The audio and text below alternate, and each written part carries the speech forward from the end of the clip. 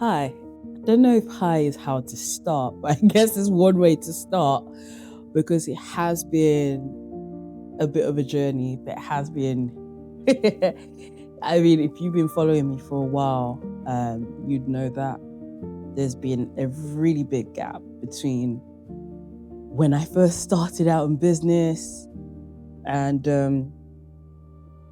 over the last 10 years, you can add a few more years to that.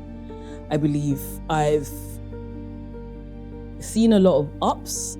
I've seen a lot of not so ups. I don't want to say downs, but yeah, downs as well. And I've really, really spent a lot of time thinking about how I want to show up in my space, how I want to be known, how I want to experience my world. And that's got me introspecting quite a lot, trying to figure out where I belong, trying to figure out where I stand, trying to figure out how essential the things I was doing was to my purpose. Now, I remember I was out for someone's birthday, maybe last year, and someone said, "Oh, I know Sharon as the designer," and their husband was like, "Oh wait, I've always known her as a keyboardist."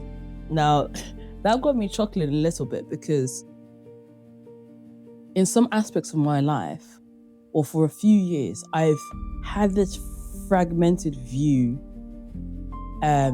or fragmented persona, so to say, where I never truly showed up as the whole of me. I always compartmentalized. I always, I would be a maths graduate, or I would be a banker here, or I would be a teacher here, and then to the other side of people, I'm a designer. To some of the people, I'm a publisher. Some of the people, I'm a speaker. Some of the people, I'm a minister.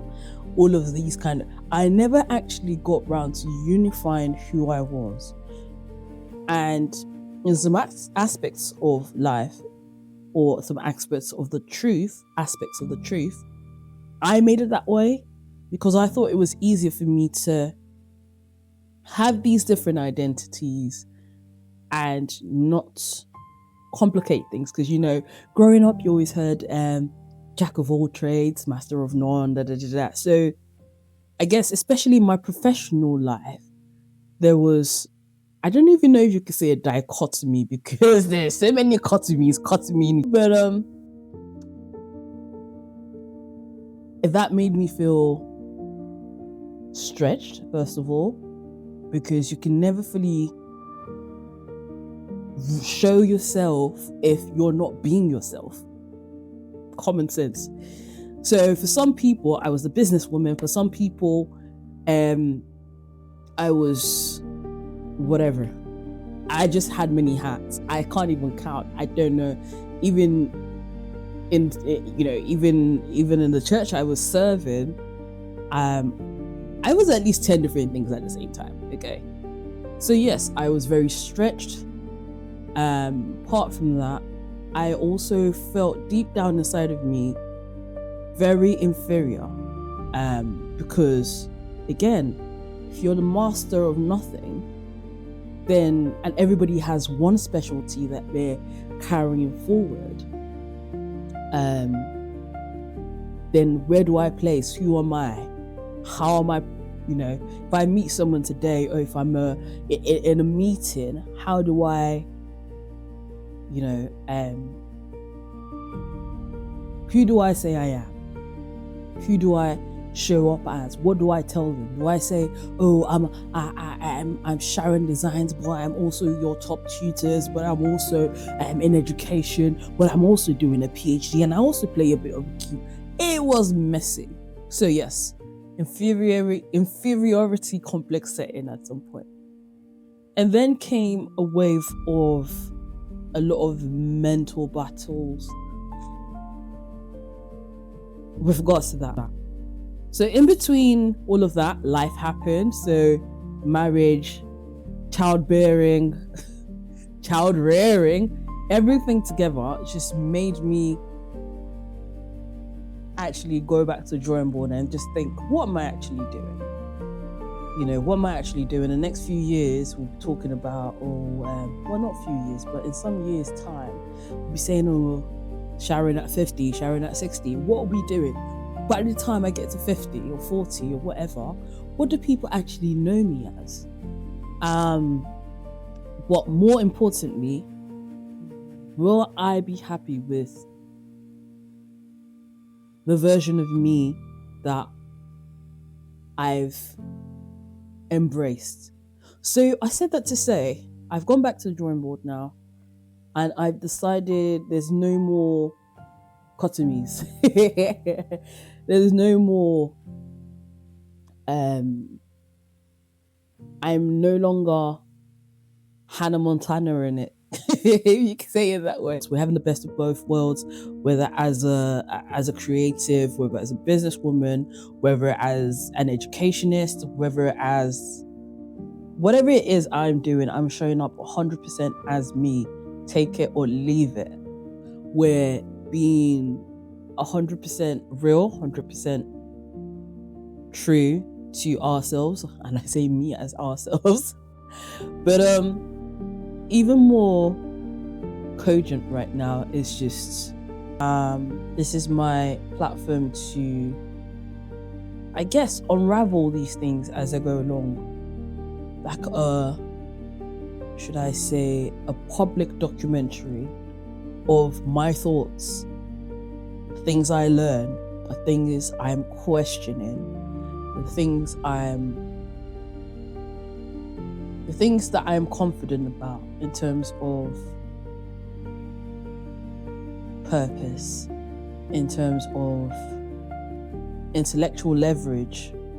Because in some circles, I've had to kind of dumb myself down a little bit so that I could be more digestible. We're not doing that anymore.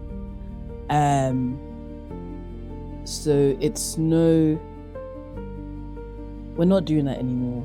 We're not playing to the gantry, as they say. This is me showing up as me, unifying. So what does that really mean? So it means, yes, I will talk about branding. Yes, I will talk about education. Yes, I will talk about publishing. Yes, I will talk about social justice. Yes, I will talk about being a Christian, loving Jesus, serving in your community. Yes, I will talk about raising a child. Yes, I will talk about being a good spouse. I will unify everything, because that way, me living in my authentic self now is not meant. I'm not as stretched as I was, because I'm not keeping mental models of myself. So going forwards, hopefully you can join me on this journey of discovery, journey of learning and sharing, the journey of building, the journey of dying empty, because let's face it, it's going to happen one day. So I'd rather just go empty. I don't want to regret not taking steps. This has been in the works for years. I'm sure somewhere in my journal, maybe 2016 or 17, this has been in the works, and I've sat on it again because of the reason that I shared before, not being sure I had something to say, because who wants to listen to someone who's multi-passionate? But being a polymath now, I realize there's a place for me. It's a different place. It's not a place where, there's some people that know how to do one thing and they're extremely great at it. But there's also a place for someone who can do quite a few things at a great level, and I can do other things at a okay level. There's a place for it. There's a place for someone who's been blessed by God. And it reminds me of the parable of the talents a little bit as well, because when the person who has 5 talents was able to invest it and get 5 more, And then the person with 3 talents was able to invest it and get more. But the person with 1 talent, like, what are you telling me, bro? One talent, and you can't even use it, you know? And I think I woke up with that desire today. It was time. And even in church today as well, it was shared that, listen, there's no time. You need to rush. There really isn't any time. I would also at this point want to encourage anyone else who's looking at starting, or you started before and you took a break, maybe because of life, maybe because you're not sure, maybe because you're doubting your message. This is your reminder. This is your sign to start. God will reward your step of faith. Just step out in faith.